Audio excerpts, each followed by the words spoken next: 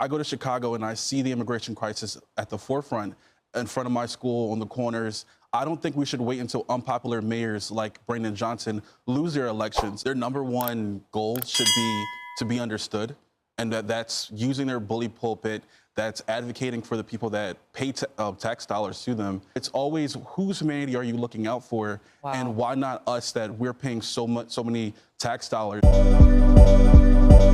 Mr. Speaker, I want the American people to know, with eyes wide open, what is inside this bill. Because we stand here just 2 days after President Trump gave unconditional pardons to violent criminals who attacked our nation's capital on January 6th. And these are the people who want you to believe, who want us to believe that they're trying to, quote unquote, keep criminals off the streets. When they are opening the floodgates. I want the American people to know what is in this bill.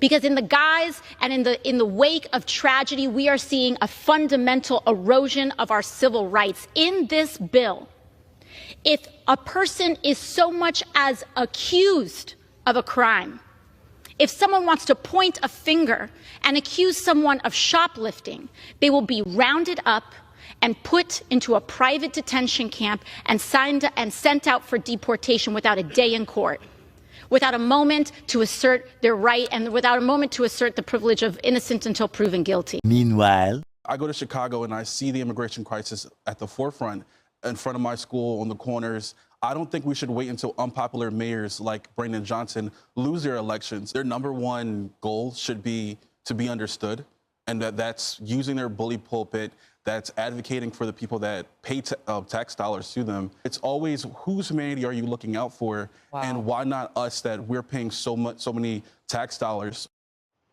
And that young man, one of the Democrats we had on the panel who voted for Donald Trump this time around. Your reaction?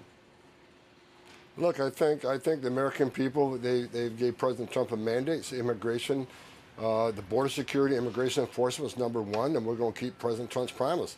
I looked at the numbers this morning. ICE has already arrested just short of 12,000 people in this country. Vast majority are of criminals, public safety threats. And that's what we're trying to do. And for any mayor or governor who doesn't want public safety threats removed from the communities, I find it hard to believe that. But we're going to do it, with or without them. If they're not going to help, get out of the way. But don't cross that line.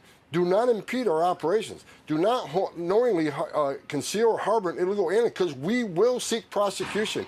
We're going to do what the President promised American people. We're going to make our communities safer by targeting those who are in the country illegally, that have criminal record, or a public safety threat. That's what we're doing. But if you force us into the community and not let us get the bad guy into jail, that's going to put the community at risk. It means more collateral arrests, means more non-criminals being arrested, because when we find the bad guy, which we will, there's going to be others with them, others that may not be a criminal priority, but we're not going to instruct ICE to walk away from them like the Biden administration did. We're going to enforce immigration law. Without being found guilty of a crime, they will be rounded up. That is what is inside this bill, a fundamental suspension of a core American value. And that is why I rise to oppose it. If you're a dreamer, all someone has to do is point a finger and you will be rounded up. And we have seen moments like these happen before. In the Patriot Act, in the wake of the travesty of 9/11, a fundamental suspension of American civil liberties. That is what we are seeing here today. Mr. Speaker, you may wonder why so many of our friends across the aisle who care so deeply about the rule of law happen to be so desperate to pass this bill, after they are unleashing people who attacked police officers here on this Capitol into roaming our streets, who are publicly saying now they want to get a gun. Suddenly, these folks care about public safety? I don't think so. Look no further than the price tag of this bill, $83 billion. They know that it can't be paid for. They know that the capacity is not there. And you know what will be there? Private prison companies are going to get flooded with money, who give this money, no doubt. I want folks at home to look. Look at what members of Congress are invested in private prison companies who receive this kind of money, and look at the votes on this bill. It is atrocious that people are lining their pockets with private prison profits in the name of a horrific tragedy and the victim of a crime. It is shameful. It is absolutely shameful. And Mr. Speaker, I'll conclude with this. In a few months, there are members of Congress who voted for this bill who are going to pretend they didn't know about all the bad things that are going to happen because of it.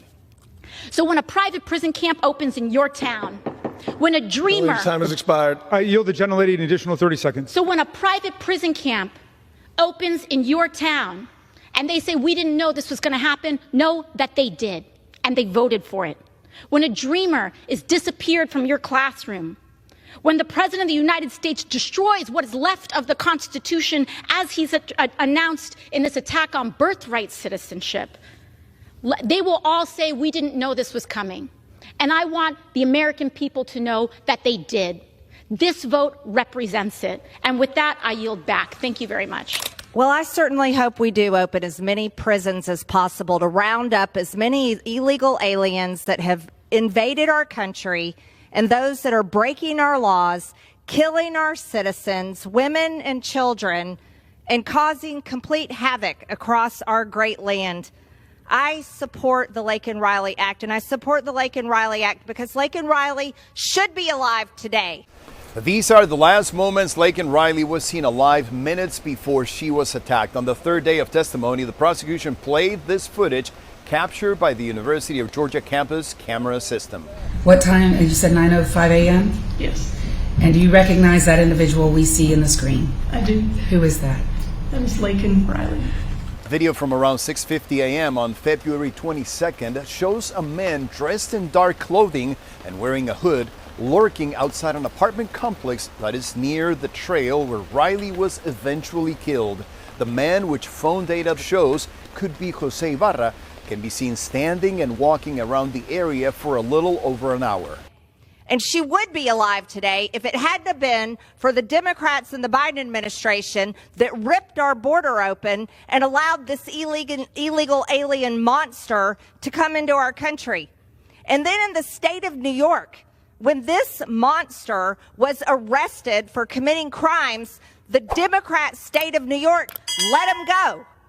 And that's how he came down to Georgia and murdered our Laken Riley. This is a bill that cannot get passed enough, and I'm so thankful that the American people overwhelmingly voted for Donald Trump so that we can sign this bill into law, and it can't happen fast enough. Thank God. But listening to my colleagues, the Democrats on the other side of the aisle, complain and whine and defend illegal aliens that break the law the minute they cross our border is pathetic. If you are an individual, a foreign national, who illegally enters the United States of America, you are, by definition, a criminal. Of the 3,500 arrests ICE has made so far since President Trump came back into office, can you just tell us the numbers? How many have a criminal record versus those who are just in the country illegally? All of them, because they illegally broke our nation's laws, and therefore they are criminals, as far as this administration goes. I know the last administration didn't see it that way, so it's a big culture shift in our nation to view someone who breaks our immigration laws as a criminal, but that's exactly what they are. The American people are so sick and tired of it. They cannot believe what our country has gone through. And it is enough. It is absolutely enough. But they will go on to defend anyone that is not American because of their America Last policies. You talk about tax dollars used. Our tax dollars should be used defending Americans. And you want to talk about spending a lot of money? Spending a lot of money should happen for American causes, American purposes, and American security. Laken Riley is a young woman who should be living her American dream, and she had the right to do it. But people that come across our border illegally are not Americans, and they do not have rights here. And that is exactly why anytime they break a law, anytime they cross into our country, they should be rounded up and shipped out as fast as possible. And if we need to build more prisons, then we'll do it.